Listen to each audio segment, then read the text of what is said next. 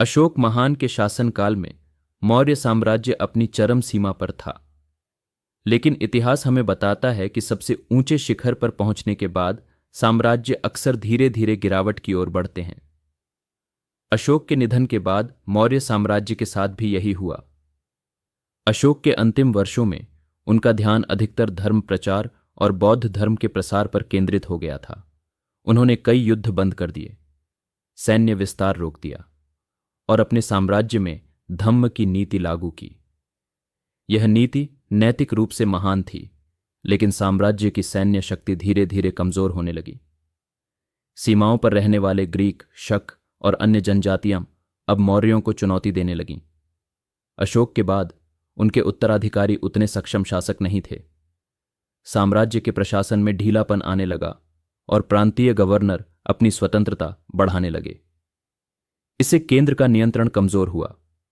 आर्थिक दृष्टि से भी समस्याएं उभरने लगीं। विशाल निर्माण कार्य, स्तूप, मठ और सार्वजनिक परियोजनाओं पर लगातार खर्च से खजाना खाली होने लगा।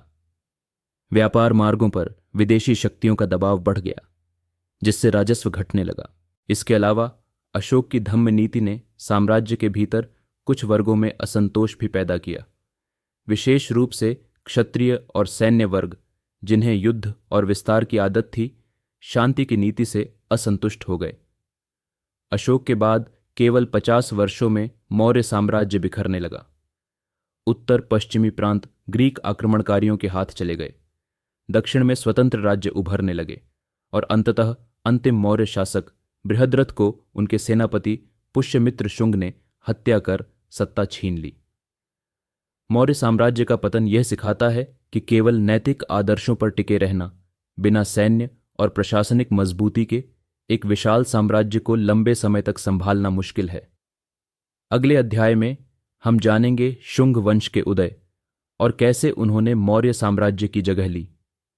अगर आपको इतिहास आसान और दिलचस्प लग रहा है तो वीडियो को लाइक करें, चैनल को सब्सक्राइब करें और हमारी सीरीज इंडिया इन 5 मिनट्स के साथ जुड़े रहें, क्योंकि आगे का सफर और भी रोमांचक है।